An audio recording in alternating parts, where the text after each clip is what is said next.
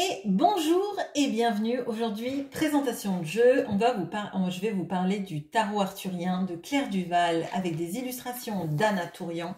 Ce jeu est absolument magnifique. Le coffret est vraiment superbe. La qualité des cartes est du même, pour moi, de la même qualité que quelque chose d'auto-édité.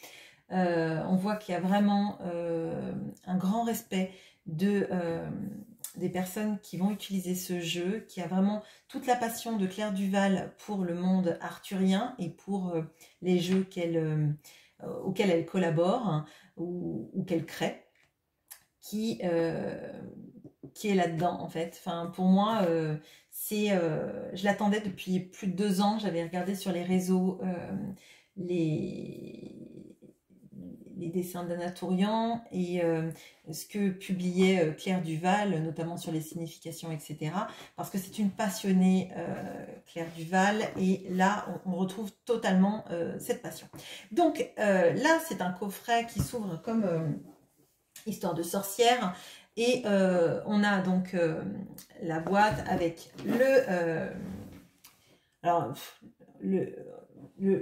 livre, hein, on ne peut pas dire autrement. Il y a énormément de pages, tout est détaillé, et que vous soyez néophyte ou que vous soyez quelqu'un qui connaissait le tarot, c'est vraiment c'est vraiment un magnifique support, parce qu'il y a aussi en même temps de la symbolique, il y a des propositions de tirage, il y a du journaling, on va en parler après, mais c'est vraiment, le coffret en lui-même est un bel objet. Bon, donc on a ce coffret qui s'ouvre et qui nous dit « Pénètre dans un monde subtil, plein de mystères et de surprises, à la rencontre de ton être profond, celui qui depuis toujours est en lien avec le sacré, la magie et l'indicible. » Donc on a la petite boîte cloche qui préserve bien sûr les cartes, et que vous pouvez amener facilement si vous partez. C'est plus facile ça que le gros coffret, bien évidemment, et ça protégera extrêmement bien les cartes. Alors, on va faire un petit tour sur ce livret, enfin ce livre plutôt. Alors, il est fait, vous voyez, on dirait que les pages sont du parchemin. C'est c'est magnifique.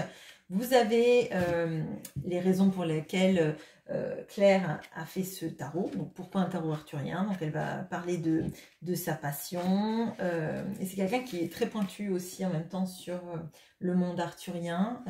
Vraiment, c'est une immersion complète et guidée dans ce monde arthurien. Moi, je vous avoue que quand j'étais adolescente, j'avais lu Les Dames d'Avalon, que je connaissais un peu la légende arthurienne, mais là c'est vraiment pointu et on apprend aussi avec ce livre. Bon. Alors, donc on a le tarot en quelques dates, je vous passe la pratique, des exemples de tirage. Alors ça c'est toujours intéressant, soit parce que vous voulez les refaire chez vous, soit parce que vous voulez vous en inspirer.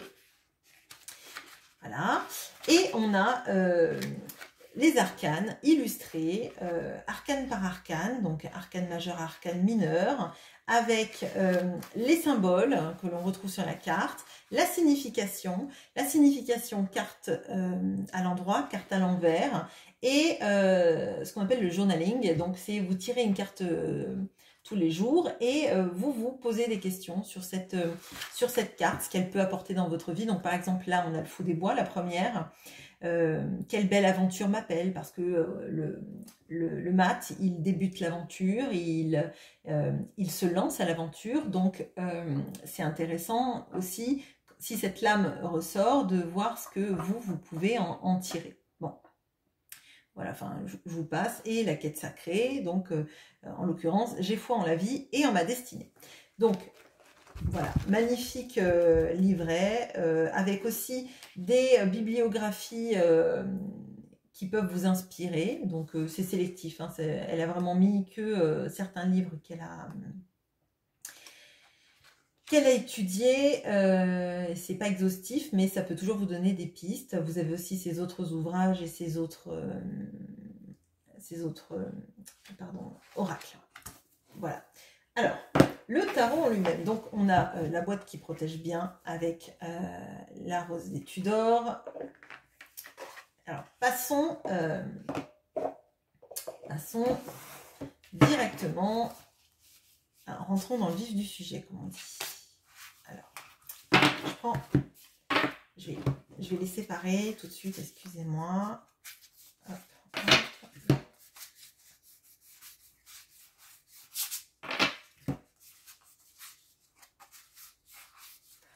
Elle glisse vraiment très très bien. Donc on a, vous voyez, en dos de carte, on a la rose Tudor en double exemplaire. Alors, les arcanes majeures. Vous avez le fou des bois. Et ce que j'aime, c'est que elle a tout un symbolisme associé à cette carte. Donc elle vous explique page par page dans le livre. Et qu'il y a des choses qui diffèrent dans la représentation. Et moi, je trouve ça toujours intéressant, surtout dans ce qui est Rider-Waite, c'est d'avoir des jeux dont les images vont vous transporter sur une signification en particulier, faire aussi des ponts avec vos ressentis et vos intuitions. J'aime bien qu'en fait, il y ait des différences dans les tarots, et selon qu'on soit amené dans un tarot ou dans un autre, c'est intéressant de voir quel est le message qui vous est transmis. Bon. Donc, on a le fou des bois, on a la magicienne, la grande prêtresse, l'impératrice. Donc là, bon, on a Guenièvre, on a eu Viviane pour la grande prêtresse, on a l'empereur, Arthur, le hiérophante, le père Blaise, l'amoureux, donc Lancelot et Guenièvre en l'occurrence, le chariot. Alors là, j'ai appris que le chariot, en fait, parce que je me suis posé la question, je me suis dit, bah, tiens, bon, c'est bien, on a les deux chevaux, mais on a la constellation. Et en fait, Claire Duval l'explique dans son livre. Cette constellation, chez les Celtes, est appelée le chariot du roi Arthur ou le trône du roi Arthur, je ne sais plus. Mais donc je trouvais que c'était intéressant d'avoir cette représentation du chariot qui n'est pas un chariot en soi, mais qui est un chariot imagé avec une constellation. Bon. La justice, donc là on a le Graal avec la table ronde, l'ermite, la roue de la fortune, la force, le pendu, la mort, la tempérance, le diable, la tour, l'étoile, la lune, le soleil, le jugement, le monde. Donc là, on a eu les arcanes majeures. Maintenant, on va passer aux arcanes mineures, et en l'occurrence, là, la suite des bâtons. Alors, on a l'as de bâton, le 2 de bâton, le 3 de bâton. Et d'ailleurs, j'aime bien parce qu'elle n'a pas été obligée de mettre des bâtons. C'est plutôt l'intention qu'a compté en l'occurrence là. Le 4 de bâton. Le 5 de bâton. Le 6 de bâton. Le 7 de bâton. le 8 de bâton, le 9 de bâton, le 10 de bâton. Alors, le valet a été remplacé par les damoiselles. Donc, on a la damoiselle de bâton, donc l'équivalent du valet de bâton. Le chevalier de bâton. La reine de bâton. Et le roi de bâton. Et quand vous regardez bien, il y a... ils sont face à face. Et pour moi, il y a vraiment cette sensation d'égalité, vous voyez, dans le couple, grâce à cette façon de faire. Bon. On a la série des coupes, l'as de coupe. Donc, notre Graal, le 2 de coupe, le 3 de coupe, le 4 de coupe, le 5 de coupe, le 6 de coupe, le 7 de coupe, le 8, le 9, le 10 de coupe, damoiselle, valet de coupe, chevalier de coupe, la reine de coupe, le roi de coupe,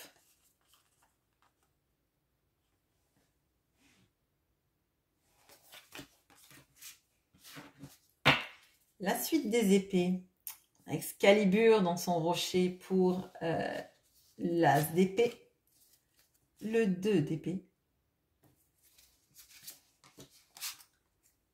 le 3 d'épée, le 4 d'épée,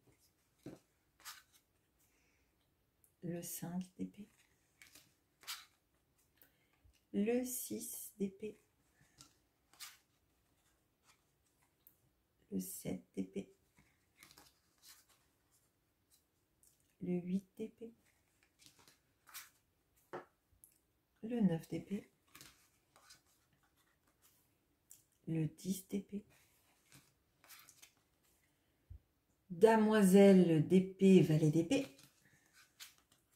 chevalier d'épée, la reine d'épée, le roi d'épée,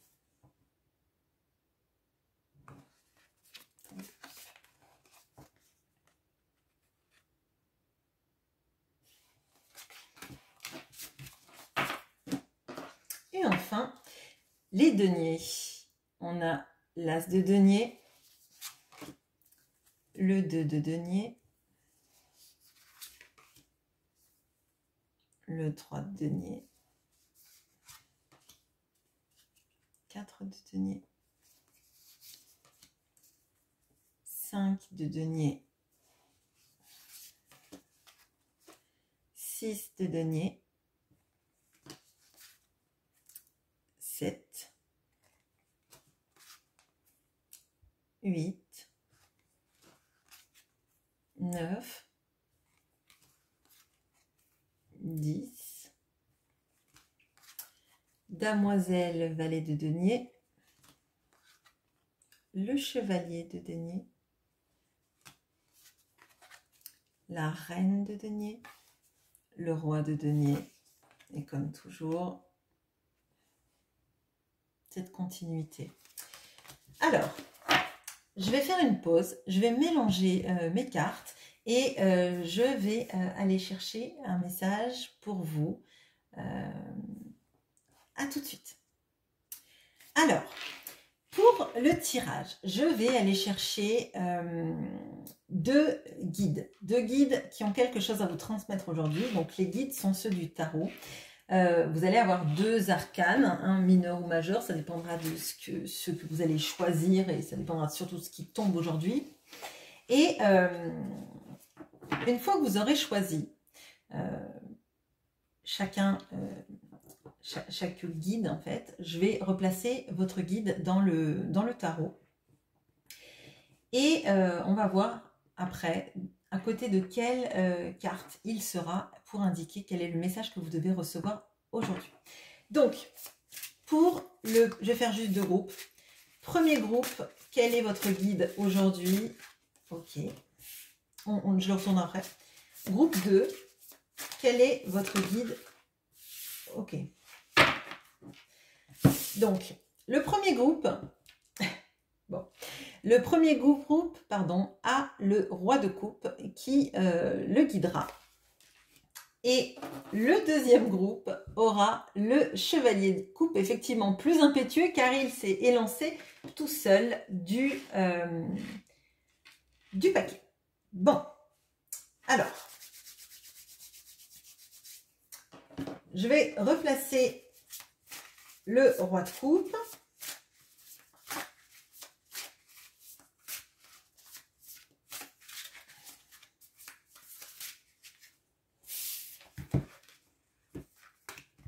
Je vais remélanger derrière. On va chercher votre roi de coupe.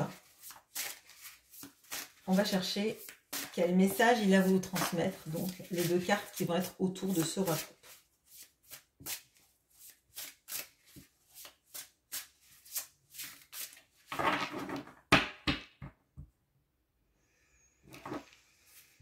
Allez, à la recherche du roi de coupe.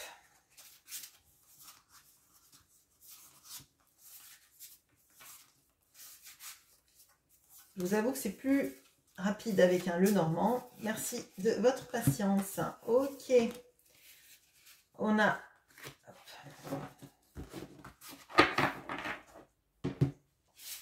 Donc, votre roi de coupe est venu avec le 8 d'épée et le 7 de bâton. Bon. Ok. Alors, votre roi de coupe, là, il vous invite à rester sur vos gardes et surtout vous imposer vis-à-vis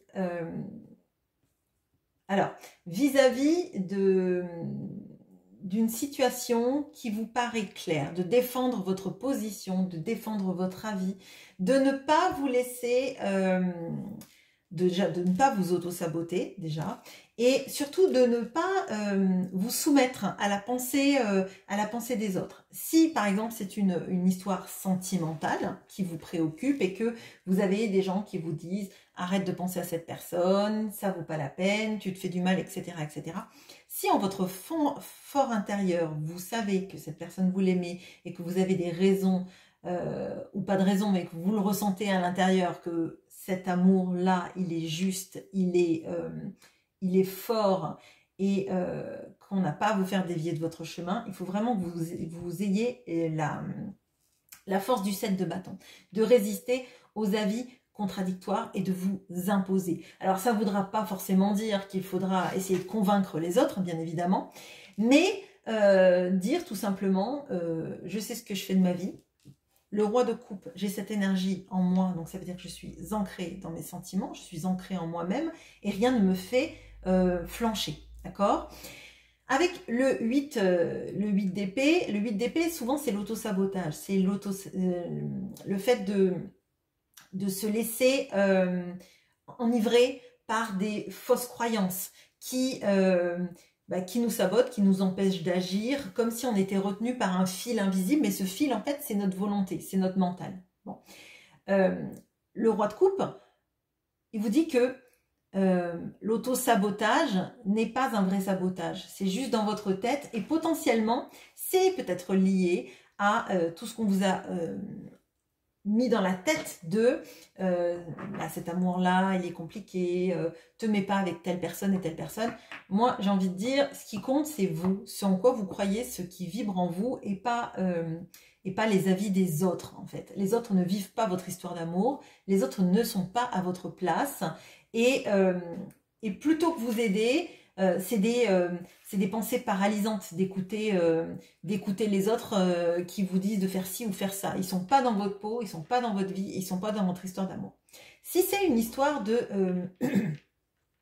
de travail ou de relation dans le travail notamment, on vous dit de continuer à y croire, hein, de continuer à être ferme dans ce que vous croyez, dans ce que vous voulez, de maintenir votre position en fait, d'être ancré, d'être solide, de ne pas céder en fait aux détracteurs, de ne pas céder à l'appel de l'auto-sabotage, de se dire qu'on n'y arrivera pas, que les autres réussissent mieux, que eux ils savent, pas vous, etc., etc.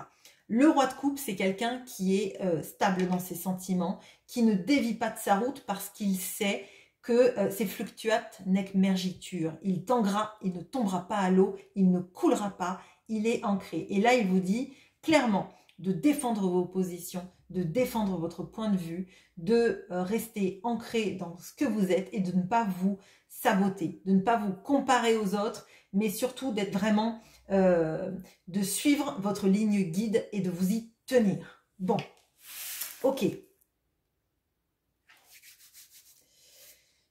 Tiens, tant que j'y suis, je vais prendre le roi de coupe et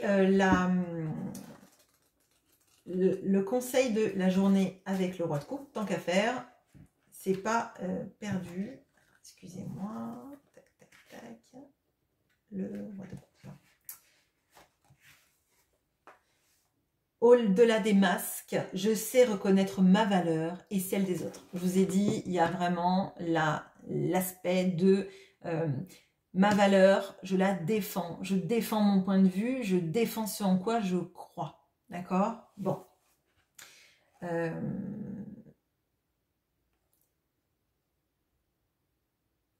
Et il nous dit, suis-je capable de prendre de la distance lorsque je me sens envahie par les émotions des autres? Et là, je vous ai dit, il y a quelque chose de pas céder de terrain, hein, de pas céder de terrain aux autres qui voudraient que vous agissiez comme eux agissent, clairement. Bon, hop, je réintègre les cartes dans le jeu. Et pour les personnes qui ont choisi le chevalier de coupe, pardon, on va le réintégrer au jeu. Hop,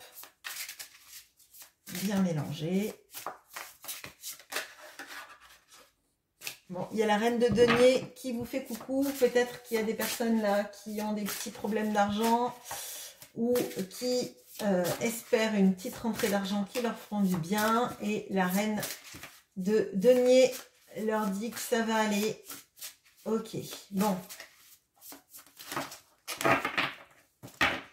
Bon, je pars n'importe comment. Là, il y a peut-être des tempéraments plus impulsifs. Alors, soit on vous invite à plus de fougue et plus de feu, soit c'est vous qui êtes ça déjà en vous. Et d'ailleurs, peut-être que ça vous saoule que je prenne autant de temps pour aller trouver notre ami le cavalier de coupe, qui est en dos. Alors, comment je vais faire du coup? Je vais faire comme ça. Ok. Ouais, là, ça m'embête parce qu'il c'était le dernier. Bon, je vais prendre quand même celle-là. Ok. Donc, on a le cavalier de coupe qui est venu intimement lié avec le 7 de denier. Et la carte qui était juste avant, mais qui ne collait pas au cavalier de coupe, on a le 5 d'épée. Bon. Alors, bon. Là, on va potentiellement nous parler de quelque chose que vous avez attendu et que vous n'espériez plus. Peut-être même que c'est une histoire d'argent, parce que je l'ai eu tout à l'heure, vous dire que ça va aller. Après une période où vous avez cru avoir tout perdu. Bon. Là, il y a une période longue qui va se finir. Si vous avez par exemple une rentrée d'argent qui a tardé à venir ou une histoire financière qui n'en peut plus de durer, là, moi on me dit que ça va se résoudre positivement pour vous. Mais si c'est le cas, il y a eu des gros moments compliqués où on a eu l'impression d'avoir tout perdu, de se sentir complètement perdu, d'avoir mal choisi ses combats, j'ai l'impression. Bon, là, si c'est pas une histoire financière, ce qu'on vous dit, c'est que le temps vous donnera raison, vous donnera justice. Si c'est dans une histoire d'amour, là, si c'est une histoire d'amour, et je tombe sur le 2 de coupe. Si c'est dans une histoire d'amour, on vous dit qu'effectivement, il y a un moment donné où vous avez eu l'impression d'avoir tout perdu, d'avoir tout raté, alors peut-être dans votre vie amoureuse, dans cette interaction avec cette personne-là. Et on vous dit que seul le temps permet de récolter, seul le temps permet de guérir, seul le temps vous montre si vous avez eu tort d'y croire ou pas. Alors, vous allez me dire facile, facile, mais moi, ce que je ressens là, c'est que clairement, la situation, elle n'est pas facile. Elle s'éternise, elle met en branle tout ce en quoi vous avez pu croire, et on vous dit d'avoir encore l'impétuosité du chevalier de coupe pour y croire, remettre du peps dans votre vie, remettre de la volonté, notamment peut-être pour des personnes qui ont été célibataires pendant longtemps.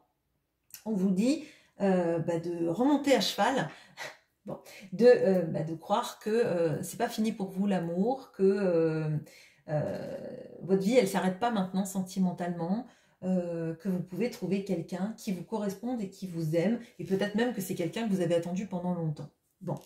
Mais là on vous dit en fait que faut y croire, même si vous avez l'impression que tout est perdu, dans votre vie tout n'est pas perdu, tout n'est pas fini. Effectivement il y a un temps qui est long, il y a une sensation de perte qui a été énorme visiblement là, mais rien n'est perdu, surtout qu'en plus j'ai le 2 de coupe ici. Alors on va regarder le message du cavalier de coupe. Ah bah tiens, je tombe pile sur lui. Là, il y a quelque chose quand même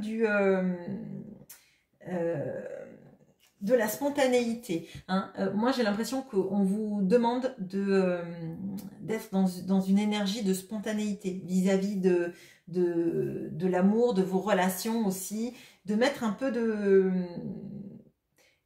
Oui, de laisser la magie rentrer en vous, en fait. Bon. Alors, votre quête sacrée. À chaque instant, je recherche la magie du Graal pour qu'elle m'inspire et me guide. Et je crois qu'il y a de ça, en fait. Croire en l'amour, c'est déjà commencer le chemin. Vous voyez, ne pas rester dans ces énergies de 5 d'épée, où vous avez l'impression que vous avez perdu la guerre, je dirais, que rien ne marche, rien ne fonctionne, et que vous avez suivi des mauvais combats dans votre vie. Là, on ne vous invite pas dans ça. Alors,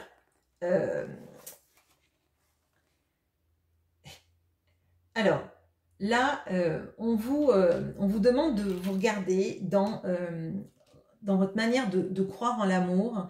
Est-ce que vous avez toujours ces pensées romantiques qui existent en vous? Est-ce que vous les avez enterrées? Est-ce que vous n'y croyez plus? Vous ne voulez plus y croire par peur de vous tromper? Est-ce que dans votre quête d'amour, où est-ce que vous en êtes vis-à-vis de vous-même? Où est-ce que vous en êtes dans vos attentes, vos désirs? Ce que vous manifestez vis-à-vis de vous-même aussi, dans cette énergie d'amour, est-ce que vous avez encore votre fougue ou est-ce que vous l'avez mis au placard? Est-ce que vous l'avez laissé avec cette sensation d'avoir tout perdu ou est-ce que vous l'avez réintégré en vous? Bon, là, pour moi, d'un point de vue sentimental, il y a de ça. D'un point de vue professionnel, on peut avoir aussi cette impression-là de ne pas être reconnu à sa juste valeur, d'avoir tout donné dans une situation professionnelle et d'avoir l'impression que finalement, on récolte jamais les fruits. Or, on vous dit, c'est une question de temps. C'est une question de temps, c'est une question de contexte et c'est une question de l'énergie que vous continuez à mettre là-dedans. C'est pas parce que vous n'êtes pas reconnu à l'instant T que ce sera toujours la même chose. Et on vous dit de cultiver votre créativité, de cultiver votre croyance dans le fait que ça va s'arranger, dans le fait que vous avez une vraie fougue qui va changer la donne. Là, moi j'ai la fougue, hein, vraiment du cavalier de coupe qui est là, hein, de remettre du peps dans votre vie, de vous remettre à vous émuler en fait. Bon, Voilà ce que j'ai pour vous, j'espère que ce tirage vous aura plu autant que ce tarot. Je vous laisse me dire en commentaire s'il y a des cartes qui vous ont plu, des cartes qui vous ont déplu, si le tirage vous a inspiré, vous a apporté quelque chose aussi dans votre vie, dans la manière de concevoir votre vie. Bonne journée, à bientôt.